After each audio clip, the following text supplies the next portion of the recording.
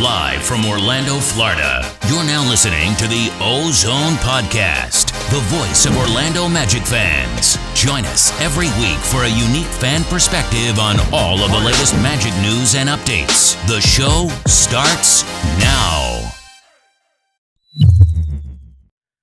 What's up, Magic fans? Welcome back to another episode of the OZone Podcast, brought to you by DraftKings and part of the Basketball Podcast Network. We're your hosts, Al, myself, Anthony. Today is Wednesday, October 5th. And man, we were just able to watch our first preseason game of the Orlando Magic. It is finally October, and we're here, man. Long ass off season, but Magic basketball is finally back. What's going on, man? What's going on, man? Exciting to finally be watching some Magic basketball. It was a long time, man. 6 months, I think I heard Dante say it in another rough interview that he did. Doesn't seem that way, but man, 6 months later, I'm excited for the new season for sure. Yeah, man. We didn't get a chance to record last week, just kind of recovering from Hurricane Ian. Man, a lot of people in Florida got hit really, really hard from it. And you know, we just thought it'd be best to kind of hold off a little bit. I was fortunate enough to where I didn't have a whole lot of damage, but you know, I live, Al, you know, I live in the Kissimmee BVL area, and you know, a lot of people around my way got hit hard with the flooding. It was really, really bad. How was it the area for you in Maitland? Thankfully, man, we got lucky. Honestly, we never got to lose power. Even the internet, people around here kept losing their internet. Thankfully, we didn't. But man, your heart goes out for all those individuals in Orlando, Fort Myers, Sanibel Island. I mean, you watch the footage and it's scary, man. It's scary to think about the fact that we live here in Florida. That could have easily been us. It's heartbreaking, truly, to see what's been happening to the West Coast of Florida. But for those of us in Orlando, I mean, we're blessed. We really, really are that we are here in the center of Orlando, of Florida. And by the time that most storms get here, usually they weaken out, man. And we have that blessing at least going for us. But again, our heart goes out to everybody that was involved and has been affected by it in the West Coast for sure. Yeah, it's definitely a rough situation all the way around. And I feel like, you know, as Floridians, we've kind of like built this tough skin when it comes to like hurricanes in the sense where, you know, we really don't take it serious like that. And even like, if we do take it serious, we're not expecting anything to happen, whether you believe it's the way that the buildings are structured or we're too centered, you know, whatever it is, nobody was expecting to get what we got. Like the amount of flooding, like I live on Osceola Parkway, so I never in a million years envisioned like my area literally underwater. And man, it was heartbreaking because I have friends that, you know, they send pictures and videos and it's really intense. So it's tough, man. It's tough. It's a terrible way to kind of, you know, start the end of the year for sure. It definitely is. I mean, we've been lucky. I know I've been in Florida since 2016, and we've been through one storm. I think 2017 was the last one that I remember being bad.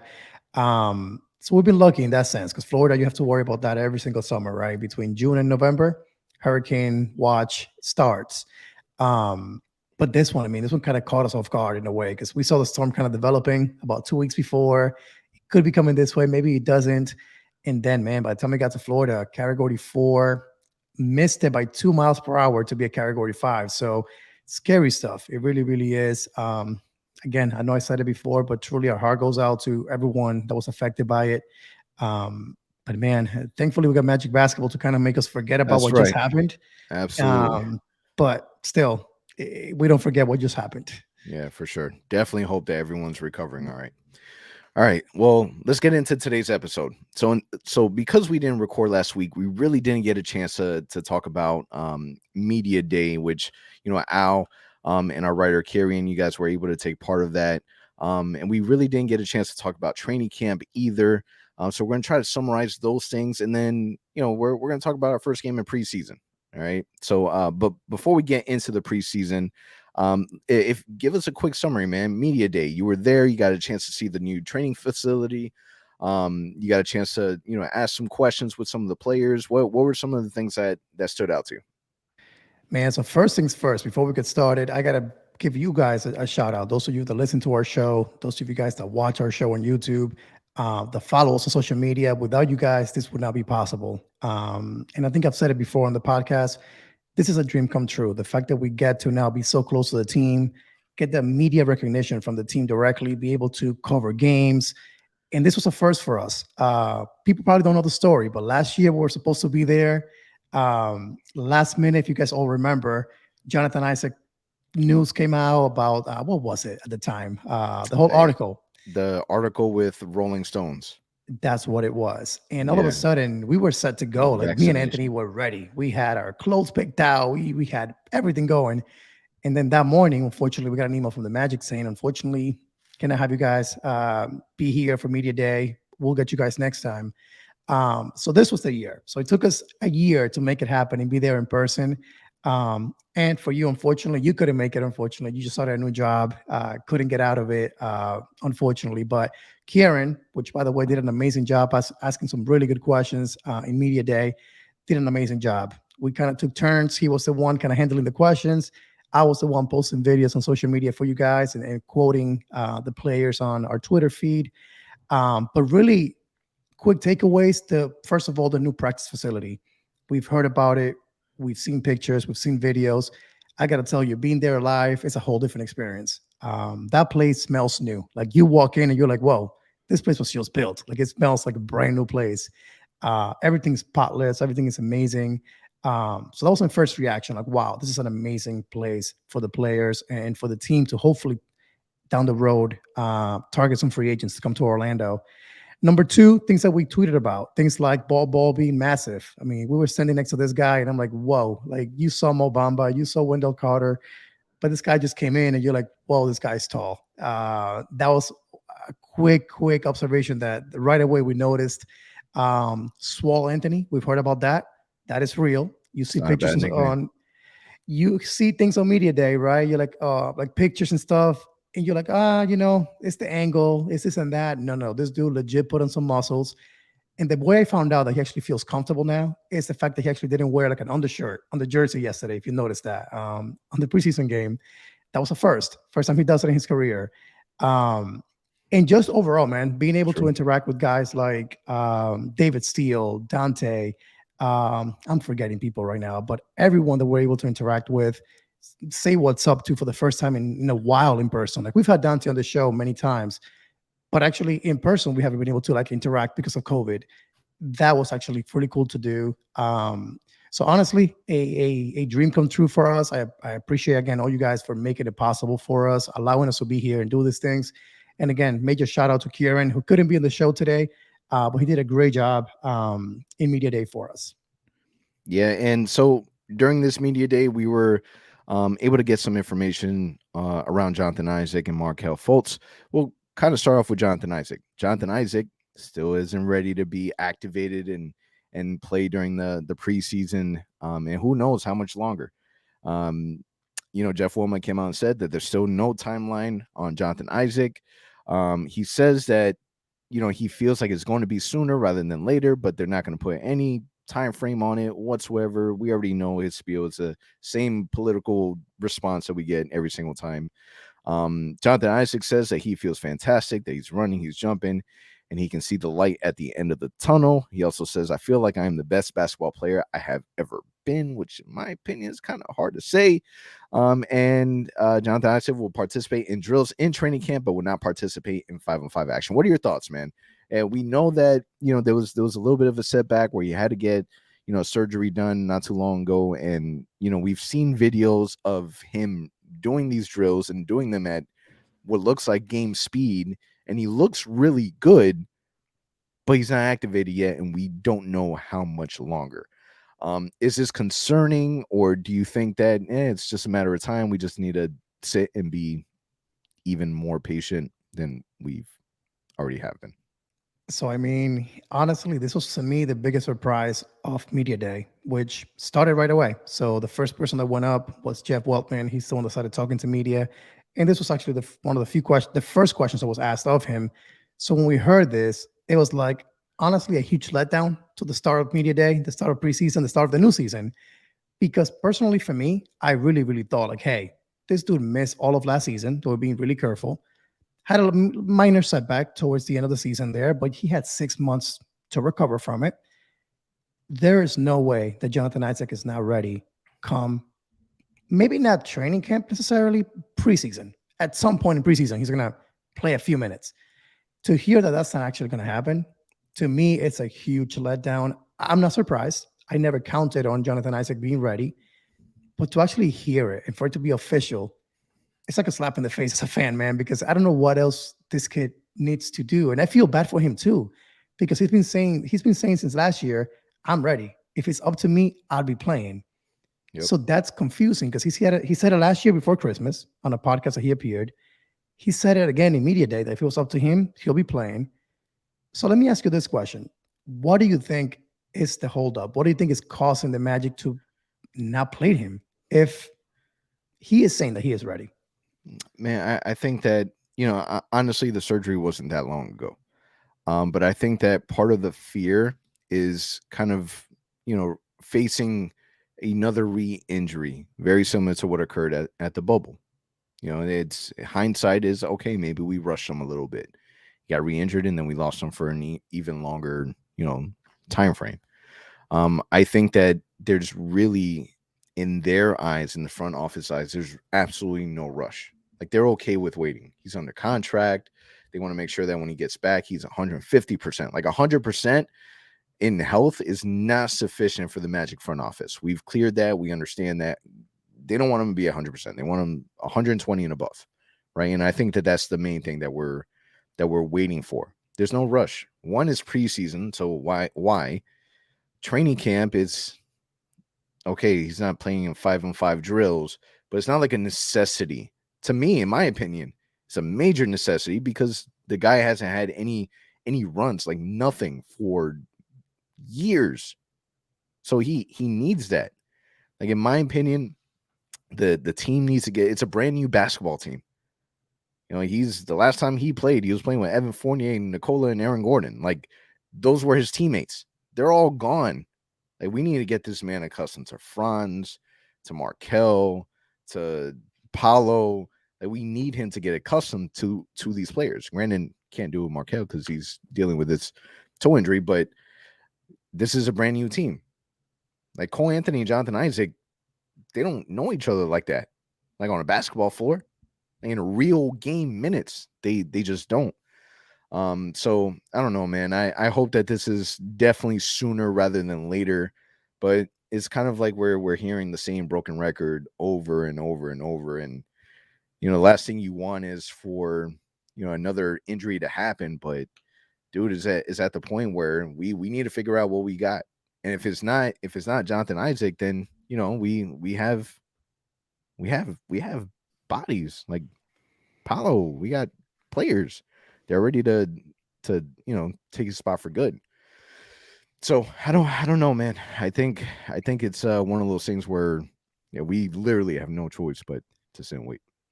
What's funny? Like, just yesterday, start of preseason, you got to see Ben Simmons come back. You got to see Kawhi Leonard come back. Denver, two other players came back. You got Jamal Michael Murray. Porter Jr., Jamal Murray. So you're seeing these guys that had similar injuries, if maybe even worse, I would think, in the case of Ben Simmons, right? With the whole back injury, mental health. And man, we're still waiting for Jonathan Isaac 2 years into it. When did he get hurt? I had a tough time remembering. I know it was January of, I'm gonna say 2020. Dude, I'll put it to you this way. I just celebrated my daughter's second birthday. And my daughter being born and Jonathan Isaac on a basketball court never happened. At all. Like, I'm still waiting for that moment. 2.5 years is what I'm thinking, right? I don't think I'm wrong in that. So my goodness, man, like, I cannot understand how a knee injury and a minor setback included takes 2.5 years. I mean, hoping for all the best. I do hope that the way they're doing it makes sense to us eventually, and that we can see him on the court and that he's ready and never gets hurt again. But at the same time, you get worried because at the end of this year, if this guy cannot play, the Magic can just literally cut him. And he would. And the fan base is frustrated, right? Yeah, Extremely frustrated. They have every right to be frustrated. And part of it is we don't get clear answers. Like even Jeff talking to the media that day, he wasn't really giving clear answers. It's a whole political answers and politically correct way to say things. Like I would appreciate if you tell me straight up, hey man, like this kid is doing well, he's getting better, but this is why he's not where he needs to be yet. We expect him to be around maybe late November, early December. We can't wait for him to be back. Like say it black and white so we can have an Yeah. idea. It's like But man, the Bulls, like and maybe it was more Lonzo Ball more than anything, but like we know that he's not playing because of his injury, but he's talking about some days I feel good, some days mhm. my knees still hurt. When I go up the stairs, I feel pain. Like we don't have that type of information. And granted, it doesn't help the team at all to release that information. But again, the frustration stems from that. It's the fact that we're kind of left in the dark and we really don't know. Like we're at the point where like we don't him saying, you know, I feel like it's sooner rather than later. That's not a time frame. That's like, okay, maybe in the first half of the season, not the back end of the season. Like there's no real true definition of that. And again, people are frustrated by it. But the real reason why people are frustrated with the Jonathan Isaac situation, and I'm not even talking about the off court stuff, is the fact that we know that he's a good player that can really help elevate the team, at least defensively. And what's hard is that we don't know what Jonathan Isaac that we're going to get back. He's saying that he's feels like he's the best basketball player that he's ever been. We don't know that. What does that mean to him? Because what it means to him is different than how we see it. Because, dude, we don't know how much basketball that you've really played, and even doesn't matter what basketball you played. It's not real NBA time basketball. And we know that there's a major difference with that. Yeah, man. If you were a betting man and I told you over and under, Jonathan Isaac plays before Christmas Day, what are you betting on? No, I'm not. I'm Over? not. No, I'm not Or- betting. I'm not betting. You have to though. You There have to for the show. You no, have to I'm do not, it. but I'm not because there's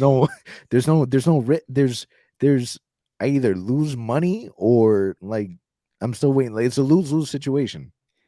So I'll tell you But what. I'll say before. I'll say before Christmas. I'm hoping for that, but I I'll say would not before. be surprised if it is the new year for whatever reason, I which can is also see the crazy new to year. think. You see, that's Which the is thing. I don't know. crazy. I don't know. I That don't would know. be 3 years. But this is the thing. I think we've gotten to the point where honestly, when he plays, he plays, man. Like we're going into our third season. Like if he plays, he plays. It's a bonus. It's a plus. The It the one sucks though. person that I'm really like I'm antsy about is Markelle Fultz. Markelle Fultz is the one that I'm antsy about because we know that there's a massive difference on hit. Like we know the impact that Markelle Fultz is going to have because we got a glimpse of it last season towards the end. Like we know that. And Markelle, we know that his injury, stemmed from, him just walking barefooted around his house and he stubbed his toe and he broke it. And listen, this is a real thing. Like this is a real thing. I did this myself about a month and a half ago. My dog ended up taking some toy from my daughter. He ran. I tried chasing. I thought I was Batman, tried jumping over a sofa, and the back of the sofa hit my pinky toe. My pinky toe ended up going a different direction than my foot, completely fractured it. The great news is that surgery wasn't required. They just wrapped it up and I was good to go, a month later. So I feel confident that Markelle Fultz is, I would say he wouldn't. I don't think he missed more than 5 games, I don't think more so. than 5 regular season games. I can't see it. Yeah, I don't think so. I mean, especially when you consider that in media day, he did say that same thing as Jonathan Isaac. If it was up to him, he'll be playing. But then he said, I am crazy though. So I think he wants to play. You see him out there in training camp, passing the ball to teammates, taking jump shots, even though he's wearing a boot. So he wants to be out there. I would say there's a possibility that we see him there for opening night, depending how his toe is doing. But I hope so, because what we saw last night, which we'll talk about a little bit further in the show, this team needs a guy that can just direct traffic, that can put the ball in the hands of the players where they know that they can be successful. And no knock on Cole Anthony whatsoever, because he's doing the best that he can. He's shown that he can score the ball. but Markelle's a playmaker. This dude is going to make everyone around him better. So the team needs him. If we have any hopes of making the play-in, making the playoffs, it's only going to happen if Markelle is out there directing this team. Otherwise, I don't think we stand a chance. Yeah, his confidence also, man. He really truly believes that we're gonna be a fourth seed. Like he speaks it, he breathes it, he believes it. And we need that type of attitude. And I'm not saying that none of the other players have it, but he's someone that literally he has the keys. Like you run the offense, you lead the team. Like he's somebody that we desperately needs. And kind of transitioning, into the preseason game. The first matchup against the Memphis Grizzlies, it was a bad game. It was a really bad showing. All right. We know that's a bad game, but there's reasons why. I'm not making excuses. Yes, I am. But we know that the hurricane was an impact. It was an impact for two reasons. All right. The very first impact is the fact that they said that they weren't doing a whole lot of offense the first couple days of training camp. That was going to be focused around conditioning, defensive sets, things of that nature. We know that, right? The second part of that is that the training camp got cut in half. They missed a few days because of the hurricane. So not only did they not get a chance to really do offensive things or scrimmaging, right? Training camp also got cut. And then, oh, by the way, we're going to have you go against, a really good Memphis Grizzlies basketball team. And it was rough to watch. All that without probably our best player, arguably, Franz Wagner, who last minute, the Magic decided, take a rest. You played your basketball. You were amazing out there for Germany. Take an extra day off. Which, in its way, was also a letdown for us fans. We've been dying to see Paolo and Franz play together. So that was also another major factor. Another guy that can handle the ball, another guy that can score the ball, wasn't out there for us last night. So that kind of made things a little bit rough for us as well. Yeah, and you're kind of like starting off the day with negativity. Oh, by the way, Franz isn't playing. Like, damn it. So because of that, the lineup was adjusted. So you had Cole Anthony at the 1, Suggs at the 2, Paolo playing the 3, and then you went with your Mo Bamba and Wendell Carter. Now we know that when Franz is playing, Paul is going to be shifted over to the 4, Mo goes to the bench, and then Franz taking that 3 spot.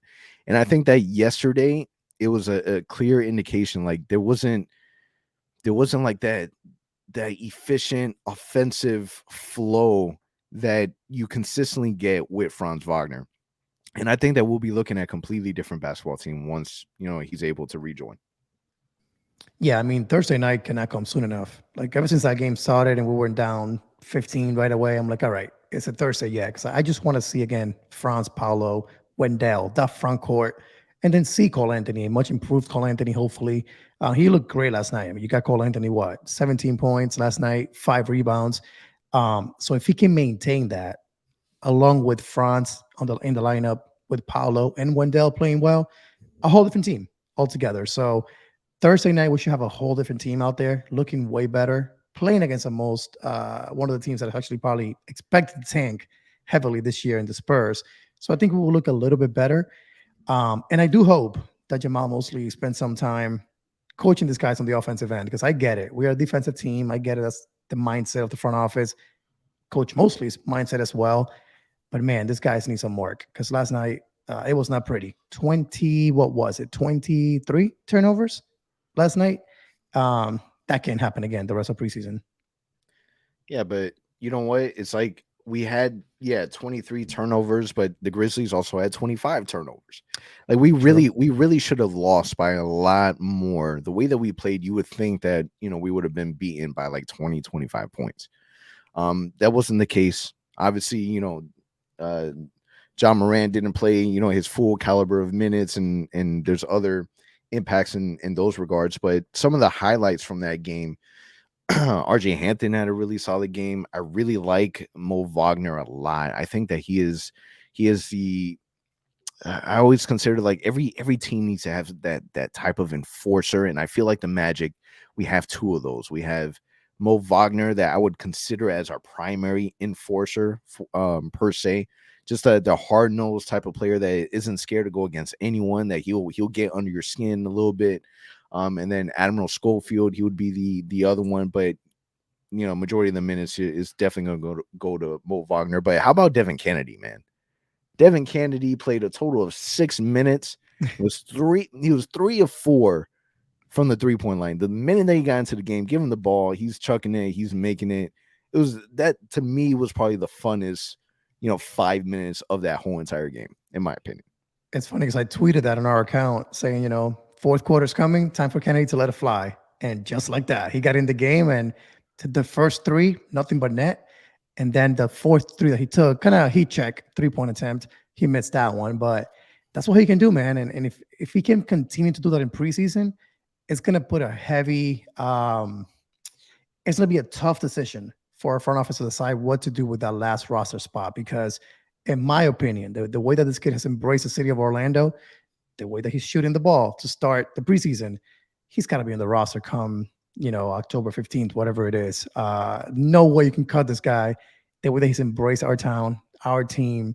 And again, we need shooting. He's the only one truly on the roster that is known for 3-point shooting. So let's see what happens with that one.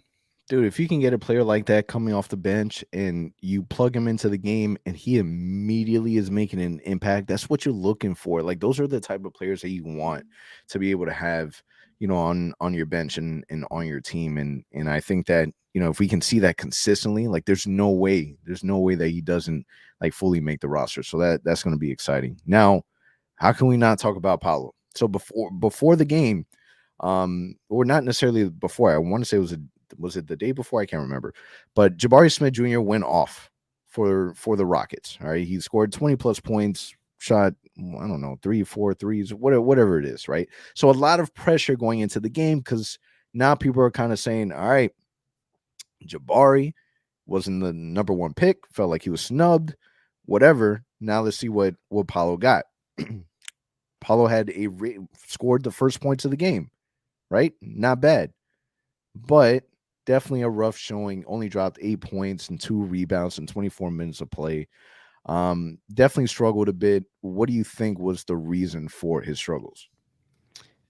Honestly, I think it comes from playing the 3. I think he will eventually be able to play the 3 in the NBA because he can handle the ball pretty well. He's fast enough.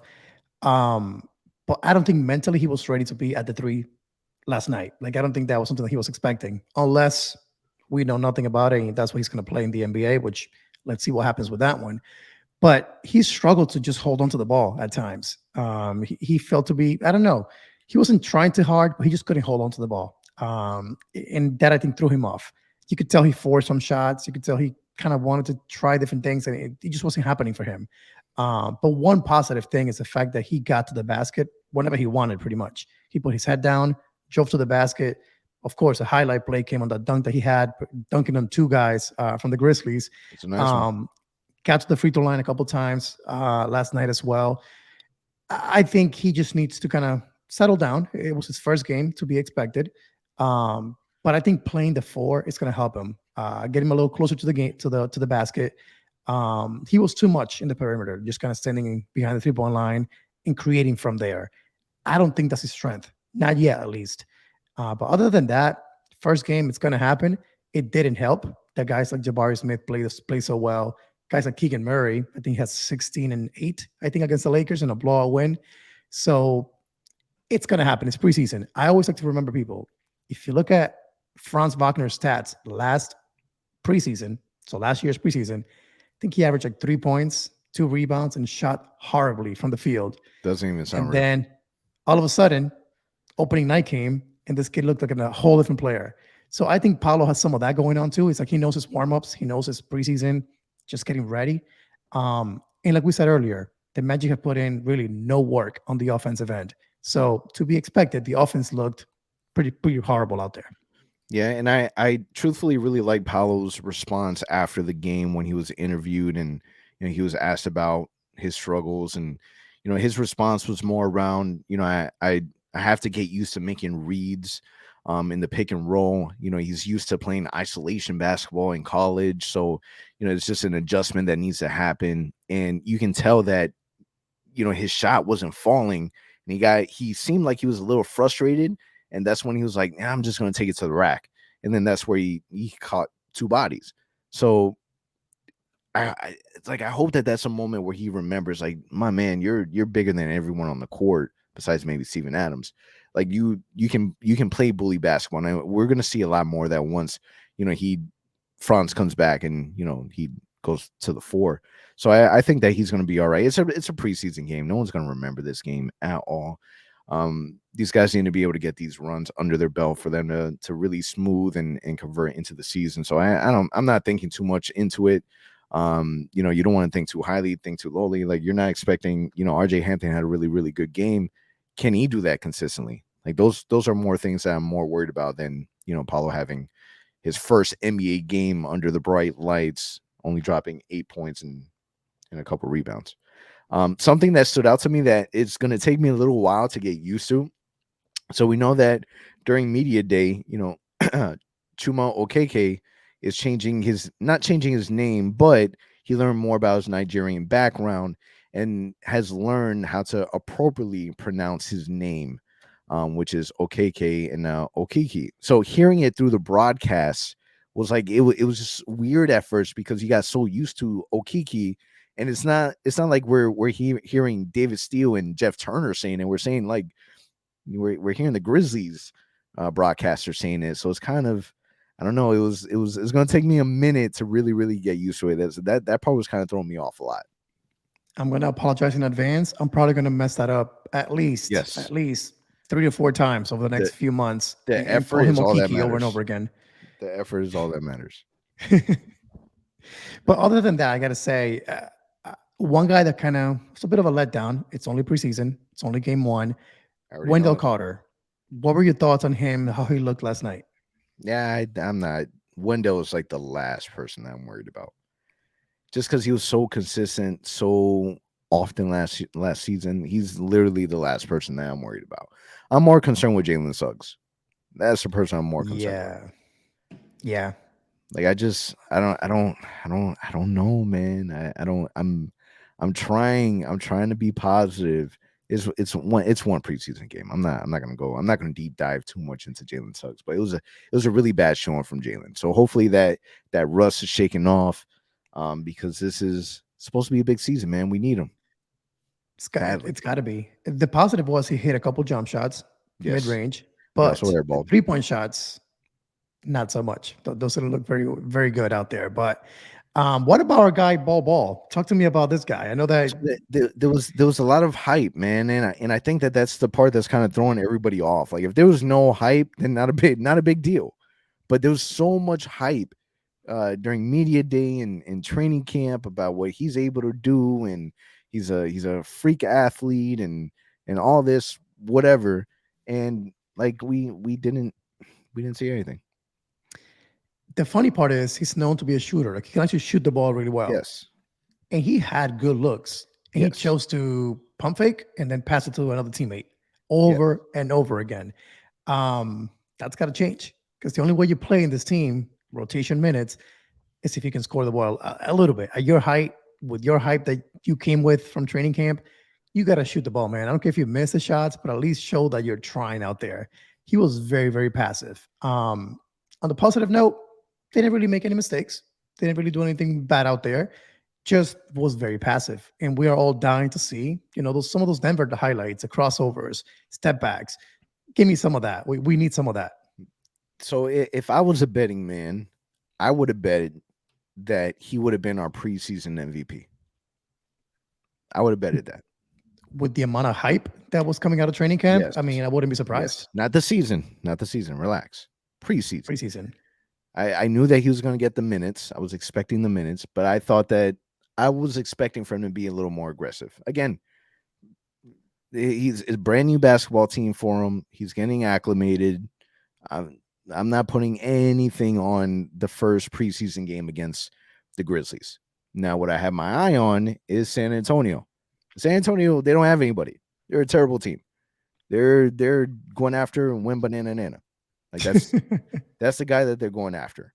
So I'm expecting for the rust to be shaken off, And against San Antonio, I'm expecting for people to have good games. I'm expecting a win. Like this is a game that it's preseason. I don't care if it's I'm expecting a win. I'm expecting for us to go and get the dub against San Antonio. Well, I mean, it might be our only win if you think about it, because we then play Dallas the next night on Friday. Oof. Then we play Memphis at home next Tuesday, and then we end preseason against the Cavs at home. So not the easiest schedule for the Magic in preseason, but hey, it is practice. If I'm the coach, I want tough challenges for my guys when they're out there. So that way, when the season comes, it feels normal when you go out there and play Brooklyn and play the Knicks and play all these teams that we have scheduled in the first few weeks. But yeah, we need Thursday night to look great. Like this team to show us what they got. Because like I said, the rest of the way, we got a really tough schedule. And we don't want to be discouraged early on in the season. Yeah, so hopefully we're seeing a little more impacts from, because I'm excited. I'm excited to see Caleb Houston. I'm excited to see what Bobo. Like I'm not really focusing too much on our starting guys. I want to be able to see the young guys are trying to make an impact. Like those are the guys I really want to see, do well early on. Caleb Houston played 10 minutes, really wasn't an impact. He grabbed 1 rebound. That's not Bobo 1 point off of a free throw. Like that's not what I want to see. I want to see effort. I want to see fighting. If you're not scoring, then defensively you have to be able to make an impact somewhere, especially in limited minutes. And I will say, at least Caleb shot the ball when he was open. He let it fly. So Yeah, I like seeing that confidence. Yes, I do like that confidence at least. Yes. And then it was kind of like, just give the ball to Devin. Kennedy's open. And listen, Devin Kennedy, he hit three straight, and that fourth one was more of a heat check. Like it was way behind the arc. It was a heat check. I was hoping that would go in for him, but that's just me personally. He'll be fine. I just hope he's on a Magic roster come opening night. He has to be. Yeah, I think he will. I think he will. He just needs to be consistent with that shot the next game so we can prove it out there. All right. So kind of transitioning real quick before we end the episode. The annual GM survey has Paolo Banchero as the heavy favorite to win Rookie of the Year, receiving 79% of the vote on NBA's.com's GM survey, which is the 4th highest rating in the survey's history. They're pretty much saying it's a sure shot that Paolo is going to win Rookie of the Year. He's also expected to be the best player from this rookie class in 5 years. So they had 2 different surveys of who they believe out of all the players in this draft is going to be the best player 5 years from now. And they have Paolo doing that. So obviously we're biased. Paolo also wasn't your guy who you wanted the Magic to draft. It was my guy.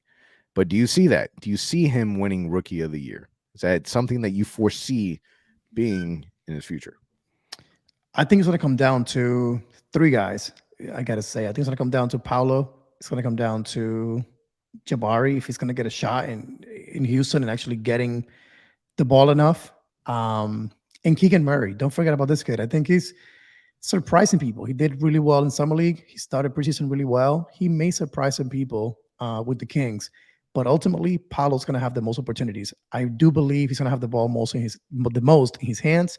He's going to be the guy playing for the better team. I think the Magic will be better than Houston. So if I had to put money on this, I would be confident saying that Paolo should be the Rookie of the Year. The only thing that may impact that, and God forbid this happens, is injuries. But other than that, this kid has every opportunity to go out there and show what he's got and impact the Magic. Imagine if the Magic win 35, 36 games. That's a 13 game improvement from last season. Again, if he's able to put up stats and help the Magic accomplish that, there's no way he's not winning it. Yeah, he's definitely going to win, in my opinion. I think that the reason why the percentage was so high, I think Chet being out for the whole entire season would be one of the major impacts as why they believe, because he would be the one player that you honestly couldn't say would give him a run for his money. But yeah, man, I can't say I would bet a whole entire paycheck that Paolo gets it for sure. Yeah, you know what's funny too? The fact that they also voted him to be the best player 5 years from now from this draft class. I had seen a Yes. lot of reports on that earlier in the offseason talking about Chet being that guy. Hmm. That injury impacted that a lot, I believe. So I think they kind of shifted everything to Paolo. But early on, there was a lot of NBA guys and talk heads out there saying that Chet wasn't going to be the better player. I never believed it. I think I still believe that Paolo will be better than him, just in every aspect.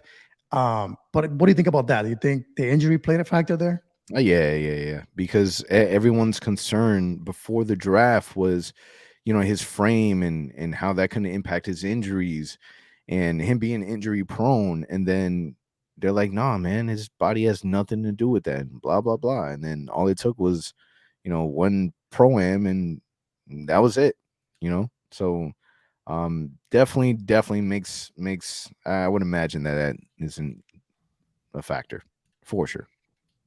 Easily. Yeah, I know we're going to transition to the week ahead, but I did want to ask you one question that we haven't talked about yet. France playing in training camp at the 2 quite a bit. Are we going to see France at shooting guard more often than we think this season coming up? The only way I would want Franz to play the 2 would only be if Jonathan Isaac is healthy and he's playing so good of basketball. He's playing so good basketball that you just can't leave him on the bench. Like that's the only way I would want that to happen. If it's Markelle, Franz, Paolo, Jonathan Isaac, Wendell Carter. Like that would be the only way that I would want Franz at the 2. If not, keep his ass on the 3 and let him be the all-around do-it-all player that he is. Because I think that it's really important for this team to be able to have an anchor, that one person that you can go to that's considered. Like he is his sophomore year, and he's probably the most veteran player on our team. Just the way that he plays, the way that he carries himself, the way that he impacts offensively and defensively, the way he's able to play without the ball, the way that he's able to play with the ball, everything. There's not one thing that I can honestly say that, like, dude, you suck at that, because he's the one player that you don't have that. So I agree. I also think that we've heard that Ball may get some minutes at the 4, and that's when you slide France to the 2. Just saying, that may be something that we see as well. I'm joking, by the way, but we did read that somewhere. I forgot who posted it, but that could be a possibility. You may have Ball starting at the 4 until J.I. comes back. No, man. Don't let the people hear you say it. People are gonna believe you, Al. They're gonna think you're serious.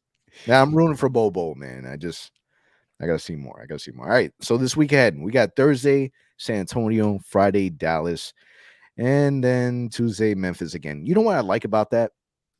I like that we get to see Memphis again, so that we're able to compare the games, because I think that's important. I think that San Antonio should be a good confidence booster for the team, so that we can kind of see things clicking a lot more. I think Dallas is a really good test, but then really seeing the Magic against the Memphis again and compare that game with the first game, I think it's going to be something definitely that you're going to want to look for. The difference. Yeah, what are your predictions here for the next week ahead? I know San Antonio marking us a win.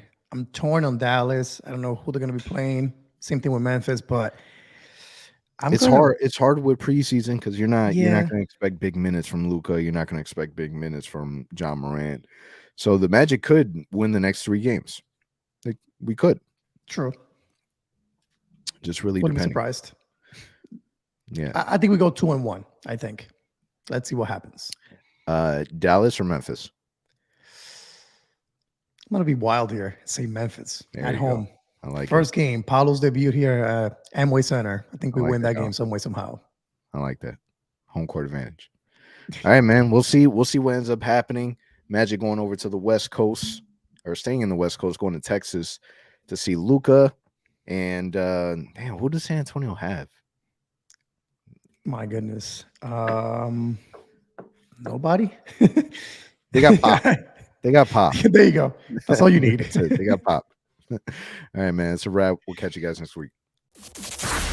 Thank you for listening to the OZone Podcast, the voice of Magic fans. For all the latest Orlando Magic news and updates, follow us on Twitter at the Ozone Pod and on Instagram at Orlando Magic HQ. Remember to subscribe and leave a 5-star review on all your favorite podcast listening platforms.